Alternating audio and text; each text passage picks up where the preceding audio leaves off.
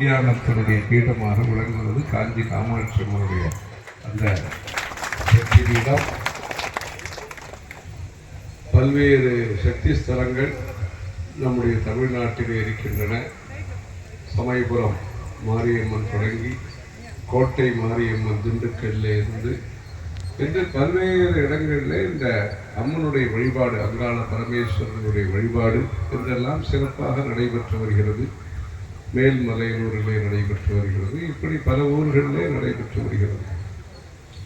ஆகவே அந்த அம்மனுடைய திருவிழாக்களை கங்கம்மா ஜாத்திரை என்பதாக அந்த கங்கையம்மன் உடைய கோவிலேயும் திருவிழாக்கள் நடைபெறுகின்றன. கூழ்வார்த்தல் நடைபெறுகிறது. வேப்பலையை கட்டி மாட்டு வண்டியிலே அதிலே அண்டாவாக கங்காளத்திலே கூழ் தயார் செய்து அம்மனுக்கு படைத்து அதை பிரசாதமாக மக்கள் அனைவருக்கும் அளித்து மகிழக்கூடிய, அளிப்பதிலே மகிழ்ச்சி என்பதை உலகத்திற்கு தெரிவித்த தர்மம் நம்முடைய இந்து தர்மம்.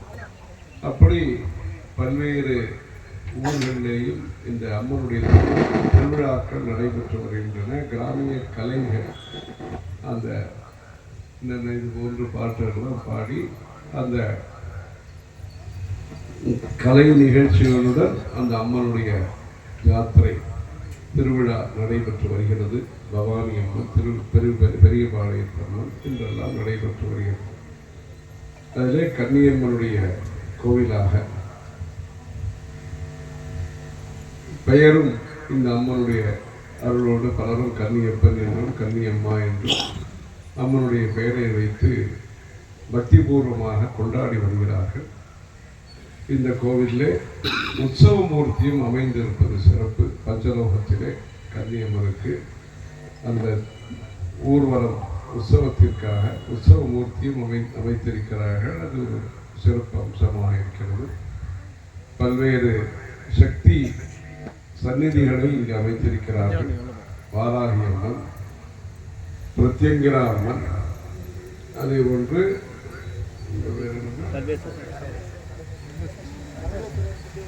அது சரி பிள்ளையாறு, முருகர், சரபேஸ்வரர், தஞ்சாவூர் பக்கத்தில் இருக்கிறது சரபேஸ்வரர் சந்நிதி.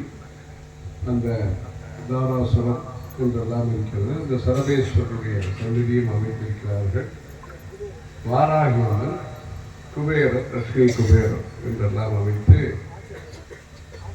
ஆஞ்சநேயர் அருளை சப்த கன்னிகை. அந்த சப்த கன்னிகை வழிபாடு என்பது கிராமந்தோறும் நம்முடைய இந்து மதத்திலே நடைபெற்று வருகிறது. விக்கிரகத்திலே இங்கு அமைத்தாலும் செங்கலை வைத்து மஞ்சளை பூசி 3 கோடு போட்டு குங்குமம் வைத்து அதிலே அம்மனை ஆவாகனம் செய்து ஒரு மரத்தடியிலே, ஏனென்றால் நம்முடைய இந்து சமயம் என்பது வியாபகமானது, அனைத்து இடத்திலேயும் நிறைந்திருக்கிறது. அது கோவிலே அது முக்கியமாக இருக்கிறது. கோவிலோடு இந்து மதம் நின்று விடுவதில்லை. எல்லாம் அரச மரமாக இருக்கட்டும், ஆலமரமாக இருக்கட்டும், அத்தி மரமாக இருக்கட்டும். அத்தி மரமாக இருந்தால் எந்திரங்கள், அத்தி மரக்கட்டை எந்திரங்கள் செய்கிறார்கள். இப்படி இந்து சமயம் என்பது இந்தியா முழுவதும் நிறைந்திருக்கிறது. அந்த பிராமி மாகேஸ்வரி செய்வ கௌமாரி வைஷ்ணவி ததா வாராகீச்ச ததேந்திராணி சாமுண்டா சப்த மாதாராக என்கிற இந்த சப்த கன்னியம்மனுடைய விக்கிரகமும் வாகனத்துடன் சேர்ந்து நன்றாக மேடாக வைத்து மேட்டு தெருவிலே, இங்கு மேட்டு சன்னதியிலே இங்கு தனியாக நன்றாக அமைத்திருக்கிறார்கள். அது பொதுவாக கிராமங்களில் கீழே வச்சிருப்பாங்க. இங்கே ஜனங்கள் தரிசனம் செய்வதற்கு வசதியாக நல்ல மேடை கட்டி அந்த சப்த கன்னியம்மனுடைய சந்நிதி அமைத்திருக்கிறார்கள். இன்றைக்கும் பல கிராமங்களிலேயும் சின்னதாக ஒரு மரப்பு இருக்கும், சுவர் கட்டியிருப்பாங்க. சப்த கன்னியம்மனுடைய சந்நிதி இருக்கும். பொங்கல்லாம் வைத்து வழிபடுவார்கள். இப்படி இருக்கிறது. அந்த ஆத்தூர் அங்கம் பக்கத்திலேயும் பாலாற்றங்கரையிலே அங்கேயும் சப்த கன்னியம்மன் கோவில் எல்லாம் இருக்கிறது. பழைய சீவரம் பக்கத்திலே திருப்பத்திலே அந்த கன்னியம்மன் கோவில் இருக்கிறது. இப்படி அந்த சப்த கன்னியம்மனுடைய கோவில் இங்கு அமைந்திருக்கிறது. அந்த சப்த கன்னிகைகளை வழிபடுவது என்பது முக்கியமான நிகழ்வு.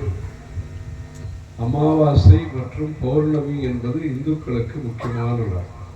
தர்ச பூர்ணமாசம் என்று பெயர் அதுக்கு. தர்சம் என்றால் அமாவாசை, பூர்ணிமாசை பூர்ணிமை. இங்கே அமாவாசை நாளிலே விசேஷமாக இங்கே பிரத்யங்கரா ஹோமம் அங்கு கும்பகோணம் பக்கத்திலே செய்கிறார்கள், ஐயாவாடி என்கிற ஊரிலே.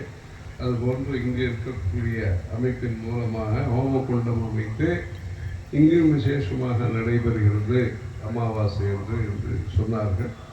அது ரெண்டும் முக்கியமானது. நம்முடைய நாட்டிலே அமாவாசை என்பதையும் சரி, பௌர்ணமி என்பது முக்கியம். நமக்கு ஜனவரி, பிப்ரவரி, மார்ச், ஏப்ரல் என்றெல்லாம் கணக்குக்காக இருந்தாலும் நம்முடைய பக்தர்களுக்காக பஞ்சாங்கம் என்பது முக்கியமானது. அதிலே அமாவாசையாக இருக்கட்டும், பௌர்ணமியாக இருக்கட்டும், தற்பொழுது சங்கரமடத்தின் மூலமாக பல ஊர்களிலேயும் பௌர்ணமி என்று மக்களுடைய பங்களிப்புடன்